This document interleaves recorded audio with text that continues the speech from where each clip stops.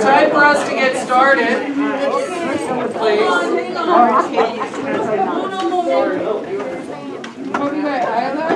All right. Paul asked to share something. So we do not have a dishwasher here. So if you use a porcelain coffee cup, please don't leave it in the sink. Please wash it and hang it back up on the wall. Okay? A couple of grumpy old ladies talking this way.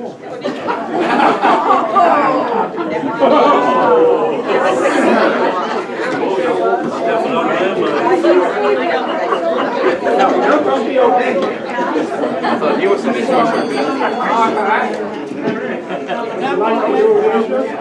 Well, let's get going here then in the study. So let's go ahead and open up with a prayer, please. All right, so let's pray.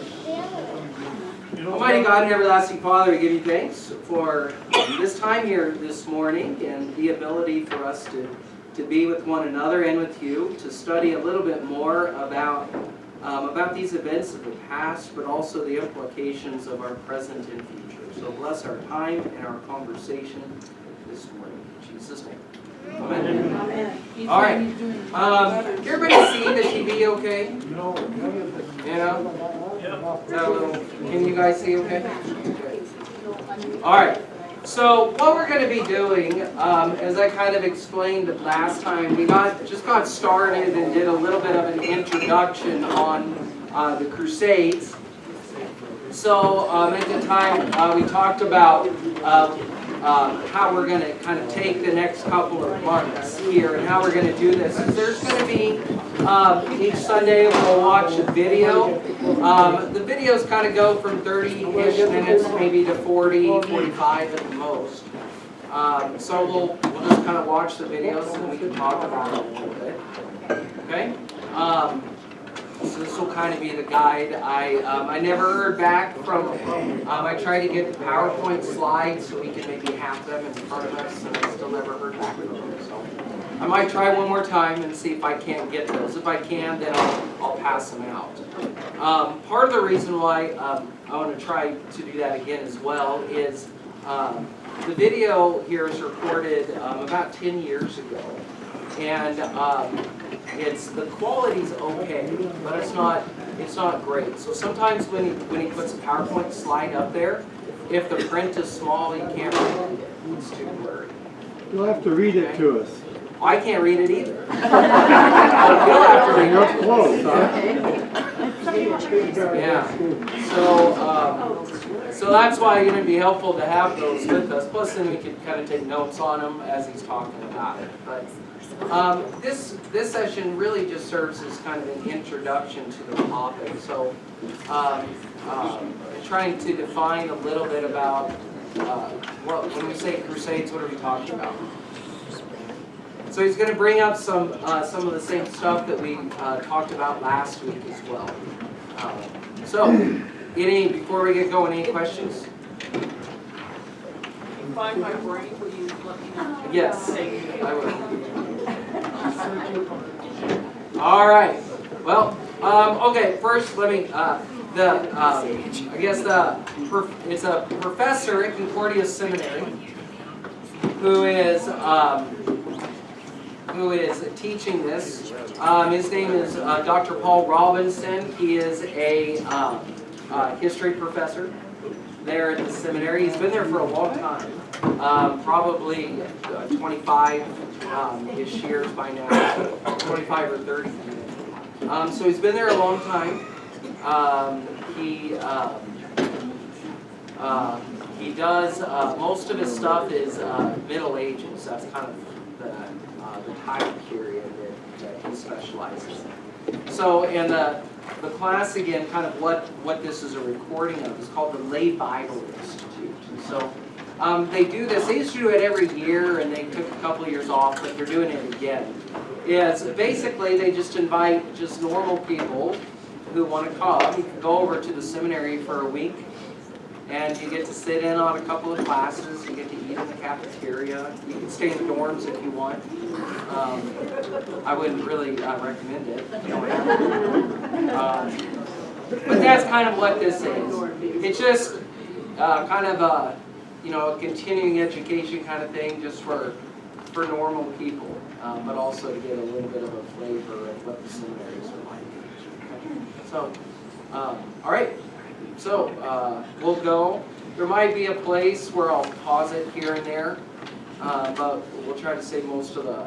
If you have questions or anything, maybe jot them down so we can talk about them after the video is over. Okay. All right.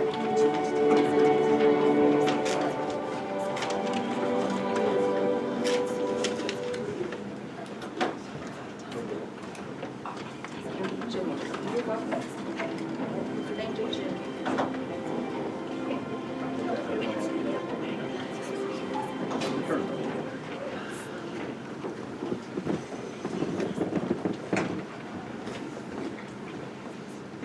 Osama bin Laden on the invasion of Afghanistan. Everybody hear it? Bin Laden said, "This is a recurring war. The original crusade brought Richard from Britain, Louis from France, and Barbarossa from Germany. Today, the crusading countries rushed as soon as Bush raised the cross. They accepted the rule of the cross."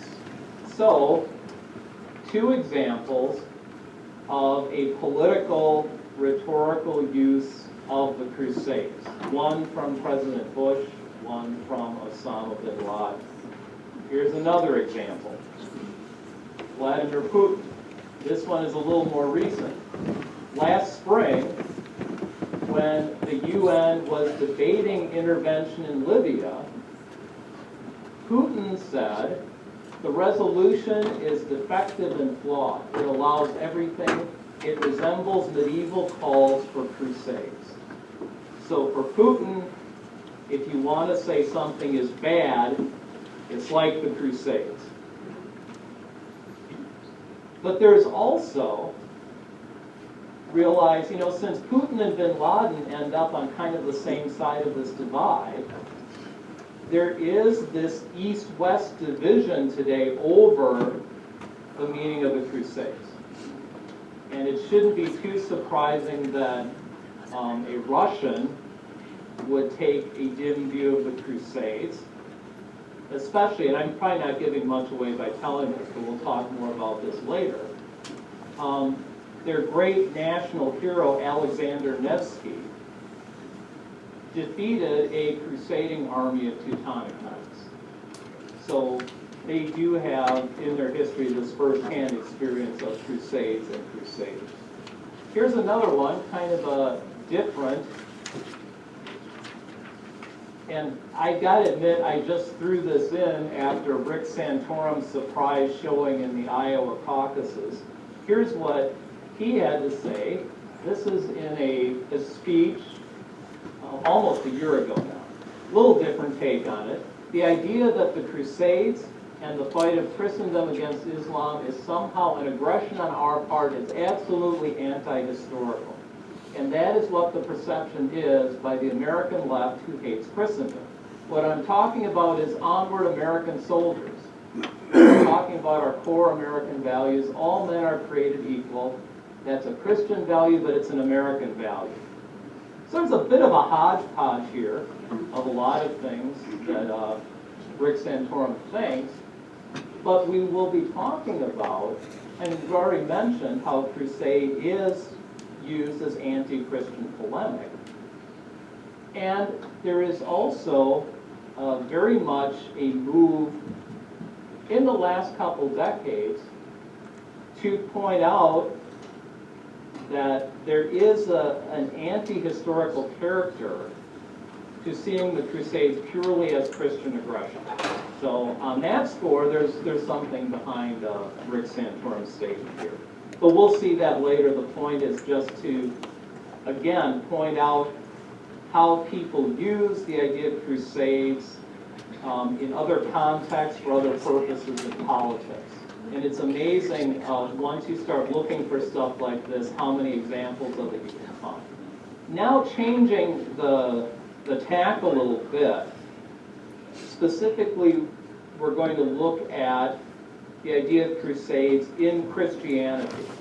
And there are some varieties here as well. In fact, one of the first things that might come to mind when you hear the word crusade maybe isn't medieval knights at all, it might be Billy Graham, who quite famously held crusades.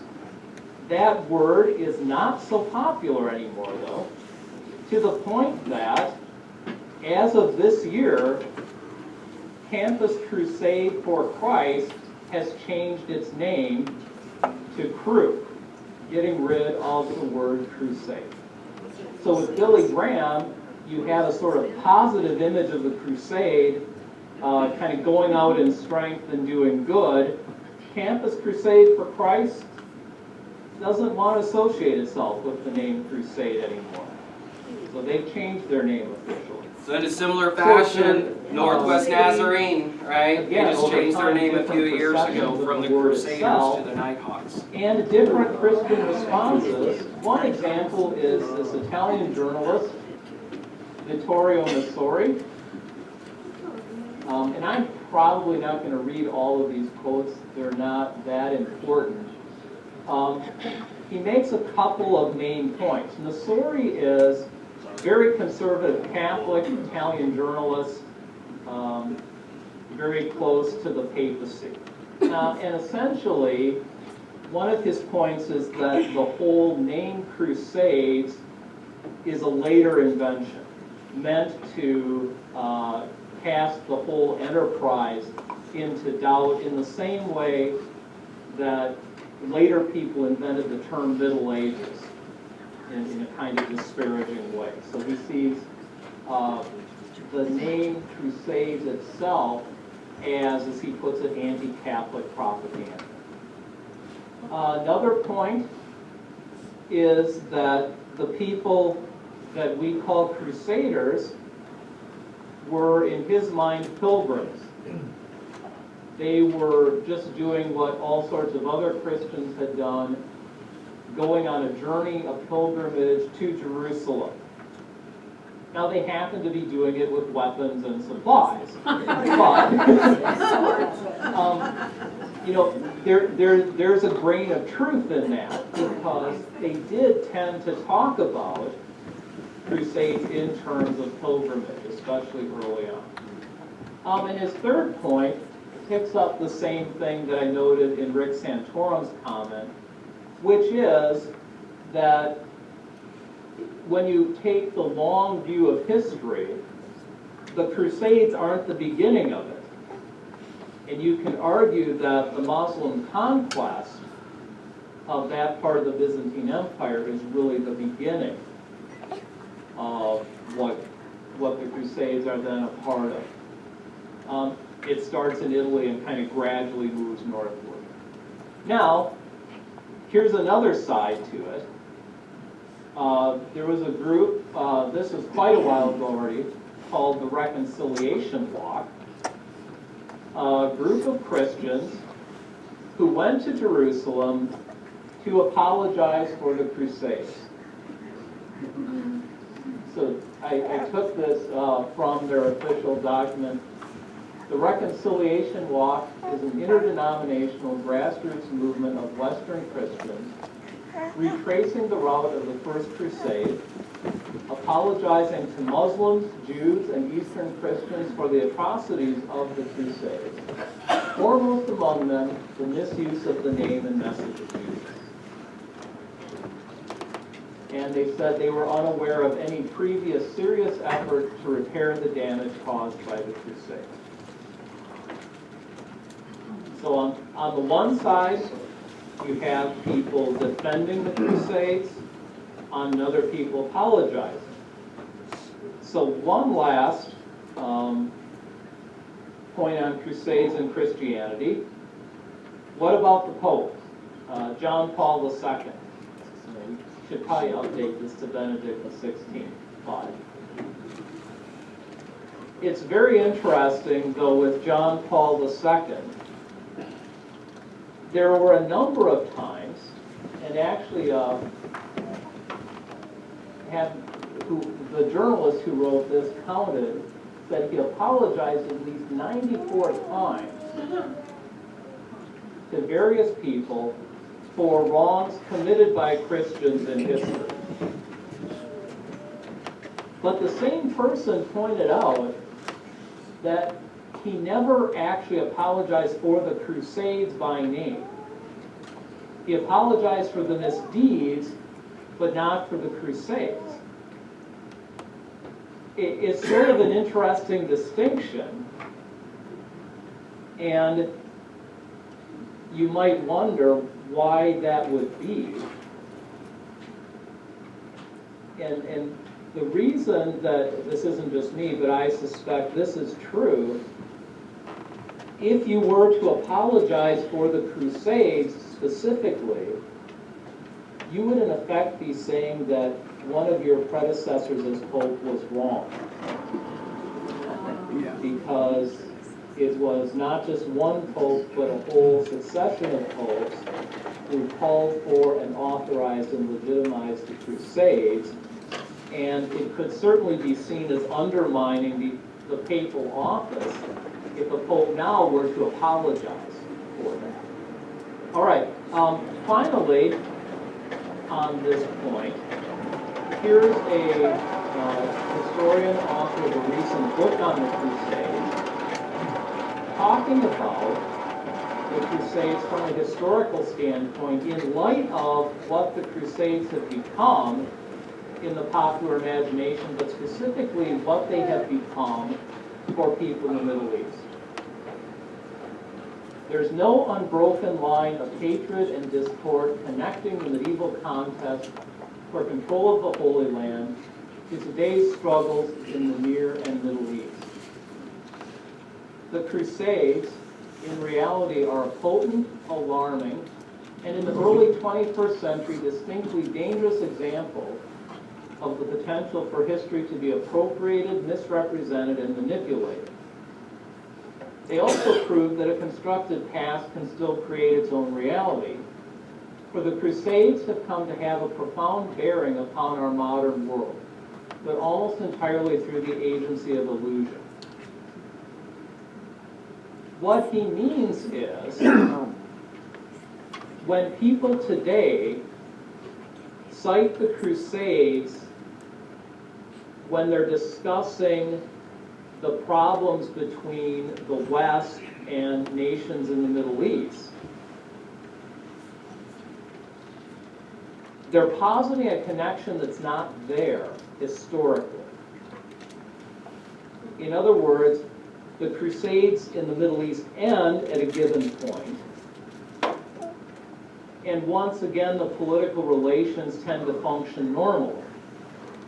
And there is no ongoing conflict between Christianity and Islam in the sense that there was during the Crusades.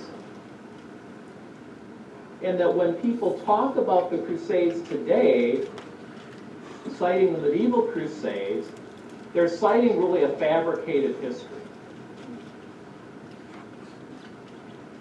And this is the view of a number of scholars. We're going to look at it in some more detail in that final session. But the short answer is the current state of affairs owes a lot more to the late 19th century than it does to the Middle Ages. That's the real origin of what's going on today, rather than the medieval Crusades. Now, it's important to note, though, this line, they also prove that a constructed past can still create its own reality. In other words, it doesn't necessarily help to arm yourself with actual facts about the Crusades in some of these conversations. You're not necessarily going to change anybody's mind who's convinced that the Crusades caused this problem we're still dealing with today. So, a bit of a look at how people have used the idea of crusade. In politics, how people have reacted to the idea in Christianity, And then finally, just a glimpse at how a historian might look at the connections here. Now we have to talk about what crusade might actually mean. What's unique about the Crusades? How would we define the Crusades? So we go to the dictionary. It gives three possible meanings. First one, any of the military expeditions undertaken by European Christians in the 11th, 12th, and 13th centuries to recover the Holy Land from the Muslims. 2, a holy war undertaken with papal sanction. Or 3, a vigorous concerted movement for a cause or against an abuse. Okay, so the third one is obviously not about the historical crusades. That's something else. We're going to ignore that one pretty much. The first two are both inadequate to really describe the medieval crusades. Here's why. Any of the military expeditions undertaken by European Christians in the 11th, 12th, and 13th centuries to recover the Holy Land from the Muslims. That's definition number one. Now that's true, those would all be crusades, but it doesn't exhaust the meaning of the crusade. For example, you have Emperor Charles V. This is the emperor who ended up condemning Luther. So this is 16th century.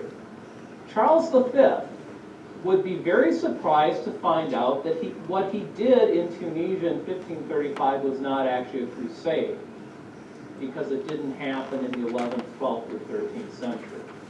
My point being, even though crusades to the Holy Land end in the 13th century, people in Europe still have this idea of crusade long afterward.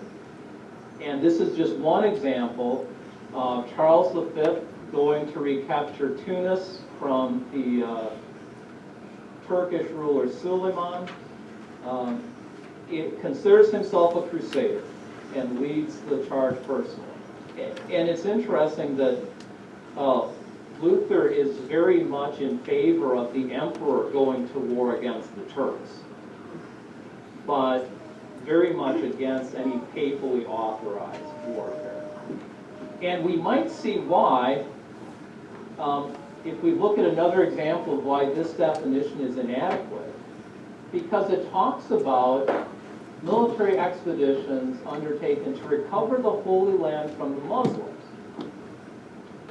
Now, on that part of the definition, the Hussites would be very surprised to find out that they were not, in fact, the object of crusades in the 15th century.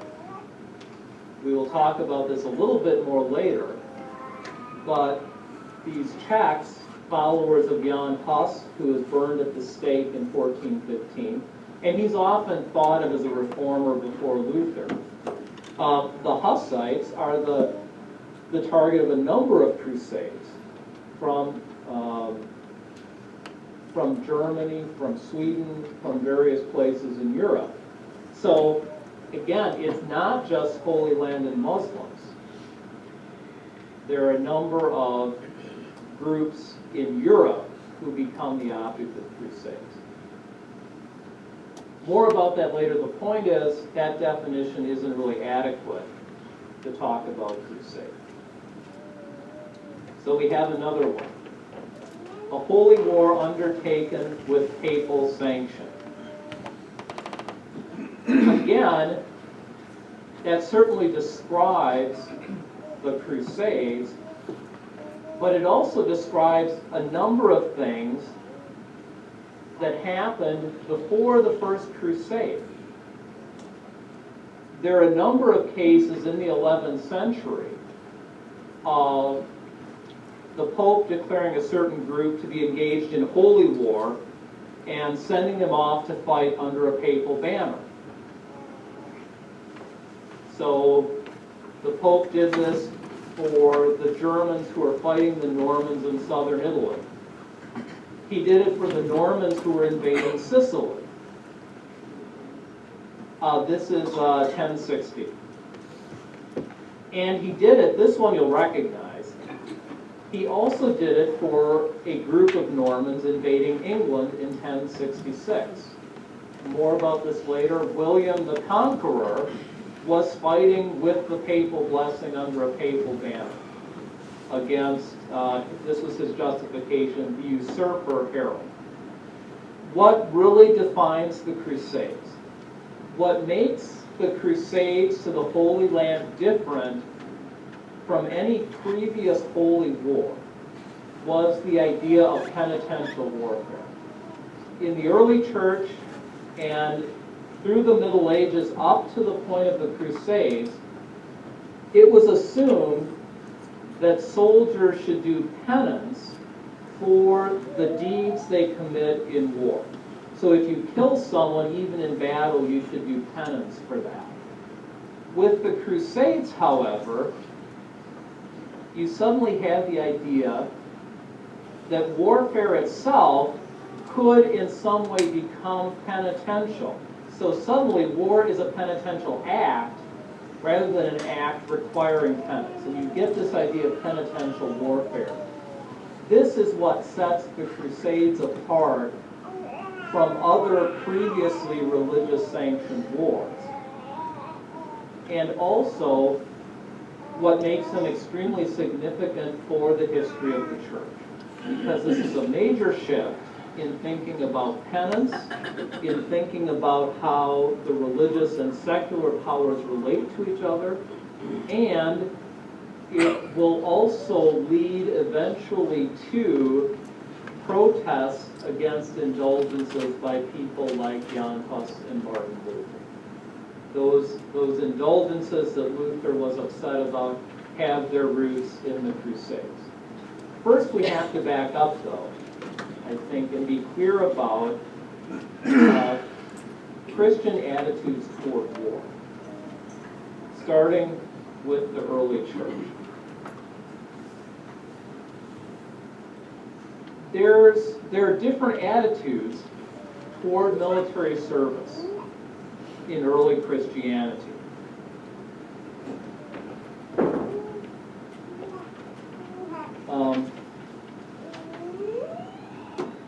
There are certainly examples, and you can cite them right away with John the Baptizer, examples of people remaining as soldiers even after they've repented, come to faith, whatever. If you remember when the soldiers came to John, asked, what should we do? He said, quit coercing people. He didn't say you have to quit being soldiers. And so a certain strand of Christian thought seized on that to justify military service. Others saw the duties of a soldier as completely incompatible with being a Christian. So that if a soldier became a Christian, he was expected to quit being a soldier. Then you throw into that the fact that in the pagan Roman Empire, being a soldier committed you to certain religious practices that were incompatible with Christianity. And this often becomes more of the sticking point than anything else for people. There's a good example of this from Tertullian, who lived from around 160 to around 220. So one of the early church fathers, active in Carthage in North Africa. Tertullian wrote a treatise called On the Military Crown that begins with an interesting situation. An army is returning in triumph from a victory. So the soldiers, these Roman soldiers, have been given laurel wreaths to wear as crowns on their head, just like you always see the Romans depicted. Except there's one guy who's carrying his laurel wreath instead of wearing it. And he's doing that because he's a Christian. Now, you're probably thinking that's a little odd. Why would being a Christian keep you from wearing a laurel wreath? And it's most likely the fact that this was a religious function. The laurel tree was sacred to Apollo. So it would be like us wearing a cross in a sense. You're committing yourself to a certain God by doing this. That would be his rationality. What's interesting about this, and this gets to the way different Christians had different attitudes toward this, is there are other Christian soldiers in this unit who are wearing their laurel crowns. And they go up to this guy and say, hey, put it on. Don't make trouble for us. They had no problem with it, didn't see why he should.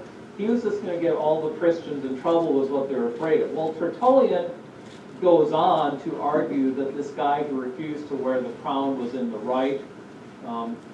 Tertullian is not a fan of military service. But the story, the setup for his treatise is an interesting example of these varying attitudes. What some of the real problems with military service are, namely these religious ceremonies.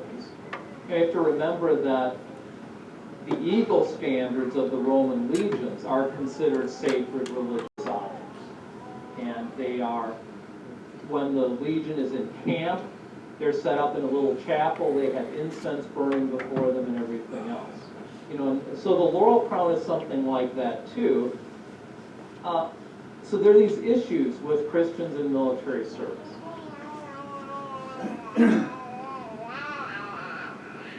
Now, another church father, Augustine, for one thing, it's relatively easy in the Roman Empire at this time to avoid military service. You don't necessarily have to be in the army. So it's always a question of if a soldier's converted and wants to stay in, that becomes an issue. But it's not as if everybody has to worry about this. Second problem is it's hard to discern the motivation sometimes when Christians adopt an anti-military stance.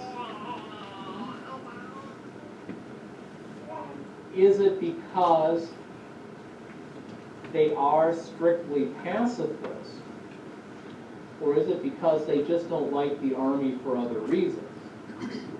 And there are a number of historians suggest that the latter might be the case, because in general, citizens in the Roman Empire at this time don't like the army much.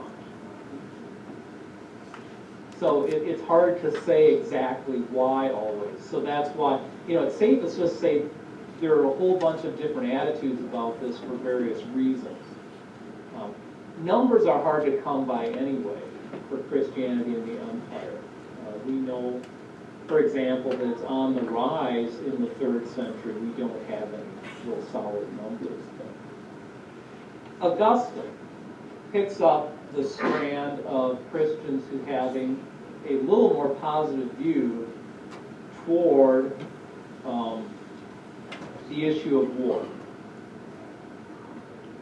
It's because, we'll say more about this in a minute, in part because of the times Augustine lives in. This is the Christian Roman Empire. For Augustine, born in 354, dies in 430.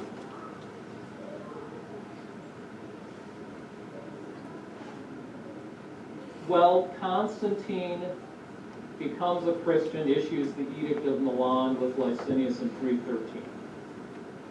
The empire doesn't become officially Christian until later in the 4th century, in the 390s.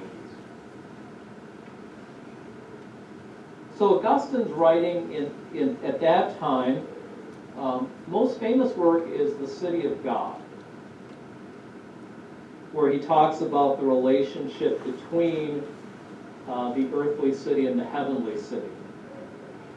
And it's a very foundational work of Christian theology in terms of thinking about how the church relates to the secular power. And he sees government as kind of a neutral thing. It can certainly be a way that God does good things for his people. You can certainly use the peace created by the state for the benefit of the church, but he doesn't want people relying on the government either as opposed to on God. The government kind of comes and goes. But he does articulate a just war theory that gets developed later on by people like Thomas Aquinas, saying that there are times when the government is absolutely right in going to war. So that war is not always an entirely evil thing. It can actually be done for proper motives as part of God's establishment of government for the good of life on this earth. As I said, Augustine is writing in the time when the Roman Empire it's on its way to becoming entirely Christian. Like I said, Constantine made that shift. The famous moment is in a battle. The Battle of the Milvian Bridge outside of Rome. This is at a point in time where several men are fighting over who is a legitimate Roman emperor and who is not. To make a long story short, they're willing to have up to 4 various emperors, but they can't even agree on that. So they end up fighting each other. And Constantine is going to conquer Rome from Maxentius. And they're poised for battle outside of Rome. And according to later accounts, Constantine has this vision of the cross. Here's the message: in this sign you will conquer. And he goes and has standard fashion and Christian symbols painted on at least some of his soldiers' shields, declaring now his allegiance to the Christian God and hoping for his blessing in the coming battle. When Constantine wins the battle, that just demonstrates for him the power of this Christian God and the fact that this God favors him, Constantine. So it's a profound and tremendous shift, especially when you realize that immediately prior to this, Christians were suffering the worst persecution they had been through yet, under Diocletian. So if you imagine, in less than a century, you go from Christians being persecuted by the emperor to suddenly having an emperor who says he's a Christian. Finally, the whole Roman Empire is officially Christian. You know, this is happening in a long lifetime. And I often think, but I don't think we can comprehend what that must have been like. So you can kind of understand why many Christians were more positive about the Roman Empire than they probably should have been, when you think about that. All right, so that's the end of that first part.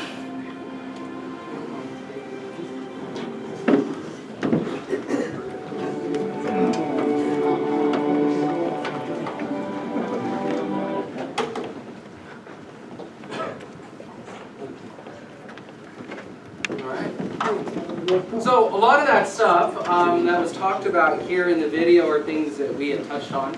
either last week or in some of the other things that we had discussed, some of the historical aspects kind of leading up to this kind of thing. But was there anything, just kind of open it up, I guess, is there anything that kind of jumped out at you guys or questions or anything that you have about what he said? Were you awake? The part when he was very towards the beginning when he was talking about that the Crusades are not the reason for the problems in Palestine now. That was a surprise to me. Yeah, and that's, I didn't understand why it wasn't. That was something too that, I showed you guys this book the other day too. This is one of the ones that I'm reading for that. He says the same thing.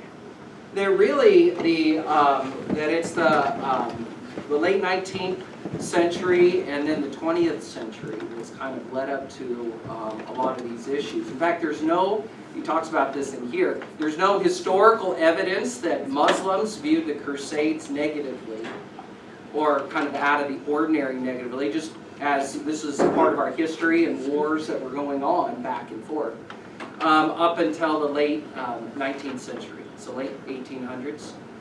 And you see things start to change quite dramatically. So you maybe make that point, I think, to a bit, but you could see things change quite dramatically at the end of the 19th, beginning of the 20th century with the Ottoman Empire and the fall of the Ottoman Empire, World War I, World War II, and then especially after World War II. But let me back up just a little bit. Before that, you have really, the 18th and 19th centuries is where you're starting to get colonialism really kind of ramping up and going by a lot of the European countries, right? So as these kinds of things are going, you're starting to see heightened sensitivity towards things, right? Again, so Ottoman Empire was a huge influential force for hundreds of years, basically, in a lot of the world. But then coming up with World War I and World War II, and the immediate aftermath, things really changed. I mean, the issue is really that at the end of World War I, that France and Britain divided the Middle East. Right. And Woodrow Wilson was very capable because of his help at that time. But that's how the borders that we know today were drawn. And that's also for the first time that you see the economic value of the Middle East because they did it around oil. Right, yeah. So that's a huge, huge influencer. And then you get, after World War II, right, you get the United Nations that are formed. And you have more of this kind of division there in the Middle East. And people there oftentimes resenting Europeans, what gives them the right to, to just carve things up and create new things. And then you get the creation of the nation, the modern nation of Israel, which is just kind of takes things to a complete new level. And it still is a big source of contention today. Go way back here. Yeah, so. And then additionally with that, with the United Nations and that, you have the rise of the Muslim Brotherhood out of Egypt. Right. And then that goes ahead and moves forward, Right. really solidifies the Muslims across the world in their pilgrimage now, where they look at their warfare as is, we may not even have to fire a shot, all we have to do is immigrate and take over these countries. Yeah. So this is several years ago in one of the Scandinavian countries. One of the heads of the political parties, was a Muslim political party, said, there's no need to fight and kill the infidel now. We're going to outbreed them. Right? And so taking a much longer view of history and just say we could wait for 100 years because the rise in a lot of Western societies, or the tendency a lot of Western societies is having lesser children, right? Why Muslims, so if you get Christians, they're only having 2 or 3 kids, and you have Muslims having 8 or 9 or 10. I mean, after a couple of generations, they could wait. And so first year. When we were in Amsterdam in 2007, they were talking about how we bring in people from Mexico to do artwork we don't want to do. They were bringing in the Muslims to do the work they didn't want to do. And that they, the same way, they were going to outproduce and Yeah. take over just because, and it was the people from the Netherlands, it was their own fault because they brought them in. Yeah. I don't. I'm just saying, let's don't forget about the Amish. They're growing, they're growing. Oh, Yeah, and at one point recently, Netflix growing more than the Islam was, family-wise. But they won't fight. Jerry. Did anybody get the name of that author who wrote, said there's no connection, his first name was Thomas something? Ashbridge or Ashbridge, was it? Ashbridge? Something started with an A. Council.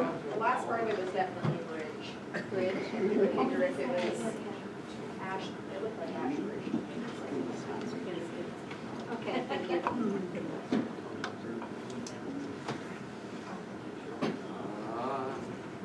Yeah, very Asbridge, A-S-B-R-I-D-G. A-S-B-R-I-D-G.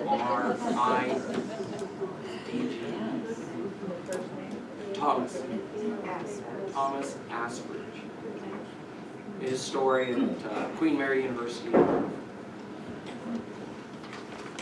So one of the other things that interests me is that with Islam, we all know that there is no division between what they figure state and the religion.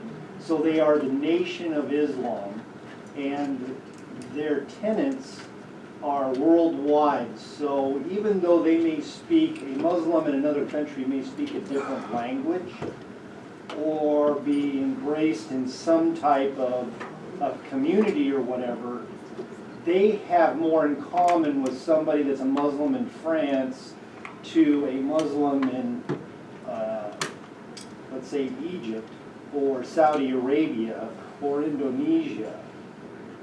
Then I would say a lot of us Christians have in common with other Christians in Europe. And what I mean by that is that there's so much fracturing right now on trying to infiltrate the Christian belief system with disrupting the idea that Christ was never raised, he was not resurrected, that we have no unit of family. All of these things are attacking the Christian faith. However, you do not see that in the Muslim faith, and that makes them, I think, the ability to move and do their things where we are over here not exactly getting along and cohesion or being centered on Christ as a religion, and so that grows as well too. And I kind of wonder if that was happening during the Crusades with these penitential wars, and you had people that wasn't focused on Christ, that was focused on me. I need to take care of myself. Right, yeah, I think so, and I think that's, Islam's always been, or has never made that kind of distinction between church and state, or citizens of this world and of their religion. And so that, and Christianity has gone back and forth in what that looks like, depending upon history and time and how we relate to one another in that kind of regard. But I think, this is a very valid criticism of the Crusades, is that there's too much of a mingling sometimes in that of church and state, and who has the God-given authority to do that. So as he said here, and we mentioned last time, right? Luther is an anti-war, and he wasn't against Charles V going to war with the Turks. He was against the Pope calling for that, right? And saying that's not your job, right? That's not your responsibility to do that. But it makes, especially going back 1,000 years, you don't have clear, defined nation states like you do today, right? Much less in Europe. And so especially in Western Europe, the only unifying, or the main unifying factor was their Christianity. And so you could have a king of an area, a ruler of an area saying, hey, we have these Muslims that are encroaching into our realm, and we need to defend against that for kind of political or earthly situations. But you know, the people 2 kingdoms over, they wouldn't care, right? But when you start to throw the weight of the Pope behind it, you know, that's when you get you know, English knights traveling, French knights, and kings traveling all the way across Europe, because that's the only unifying thing that they really have. Because as soon as they're done fighting the Muslims, they turn and fight each other. Well, they talked about penitential warfare. Do you think, kind of what Rob was saying about the Muslims, that they're united and they're not afraid to die for their More so, religion? Do you yeah. think that's part of I why think they in finally- general that's true, yeah. And I think I think that's, while it's not an exact comparison, Christians need to view things more in those kinds of terms as well. Is that our main identity is Christian. Our main identity is in relationship to Christ. And so I mean we should view you know, what binds us together a little more closely than just our ethnic heritage or language we speak. And this is what St. Paul gets at too. And he said, you know, there's no distinction. There's no difference between Jew and Gentile, male and female, free and slave. We're all one in Christ. And it's not that distinctions aren't there or that they don't matter, but that our main unifying aspect isn't even agreement with one another. It's our connection with Christ. We are redeemed, we are children of God, and so we're brothers and sisters. So this kind of complicates all kinds of things. And yeah, I once heard of this is back in seminary, and this was kind of maybe set up, and others who kind of set up and think a little bit, where they said this guy was a Palestinian Christian. He was over at the seminary and he was talking about some things. He was Lutheran, and he said, you know, he goes, you get Palestinian Christians who some will look up to the U.S. and think, you know, it's predominantly a Christian country. So why are they supporting the Jews in Israel over their brothers and sisters in Christ? Right? And what it makes you kind of sit up and think is, you know, it's way, all of that kind of stuff is more complex of an issue, right? And it's not, you can't just paint broad strokes of, you know, these guys are innocent, these are the good guys, and these guys are the bad guys, because it's not. It'd be nice if it were all that way, but that's just not reality. But you know, that should be, you know, we ever travel or we meet someone from another country, another area, and they're Christian, that should bind people closer together than whether or not, you know, we're both citizens of the same earthly country.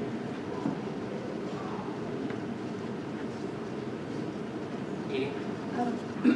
The speaker I've been watching on the History Channel was talking the other day about more than 2 years ago in Europe, Zelensky, who's now doing the whole Ukraine thing, had given a talk about himself, like a part of his biography, and was talking about he was raised in a social Jewish community, but he didn't relate that to religion. And then another speech he gave shortly after that was he renounced everything in his decisions, relatives, friends, choices, people that knew him in school, and was changing to Muslim.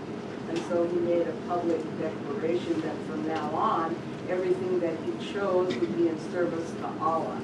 So what I was wondering, and he didn't go any further than that, that's going to be next time, would that make a difference in his choices that he's making now, running this whole thing? I don't know, I've never heard that before. I haven't either, that's I've why never I'm heard that. asking. general rule of thumb too, when it comes to anything related to Christianity, never watch the History Channel. This isn't about Christianity, it's Yeah, more I about know, Ukraine. but that just kind of made me think, because they almost always take a very literal view, and are wrong. So, don't watch New History Special on Well, the is there life of somewhere- Jesus or the life of Paul. It's almost always. Is there somewhere we could check that out then, what he said about I don't know, I would just Google it. Yeah. Well, in a leadership, wouldn't that make a difference in his leadership, is my question. Well, I mean, of course, your religious worldview shapes everything. So I'm just saying, somebody that declared serving all of God would be handling this whole situation a lot different than someone that wasn't. Than a Jew, than a Christian, than an atheist, than a Buddhist, yeah. So according to Google, it's your. Wikipedia says he's Jewish too. So, okay, we're pretty much out of time, but this is kind of a semi-related topic to this. You know, when we use the word Jewish, okay, a lot of times Jewish people don't make those same distinctions either. Particularly between their ethnicity and their religious. So you could say I'm Jewish, but have no religious inclinations at all. That's what he said. Right? So you almost have to ask, in our Western, modern American mind, we almost need to say, like, explain a little more. When you say you're Jewish, what do you mean by that? Yeah. Do you mean, are you ethnically, are you practicing religious Jew? Or do you have a different religion? So, and it's a similar way, kind of a similar way sometimes with Muslims, but not always. But, that's just kind of something to keep in mind. If you're a religious Jew, are you called something else? No, and that's the confusion part. You can say, well, I'm Jewish, and you go, what does that mean? I mean, does that mean you're religiously Jewish? And then there's variety in that. Does that mean you're ethnically Jewish? Does that mean that you're, half Jewish, twice removed? You got to kind of, for us, it's just a different mindset about it. So What I like about the presentation was the way he looks at crusades, Real right? quick. Because we define it as a religious struggle, and we define it for location and time because it's easier to comprehend and we can construct reality around it. But for example, Eastern Europeans, it's very different because the Deutsche Widow went all the way to Russia, right, and took territory away in the name of a cross. So that's how they interpret it so differently.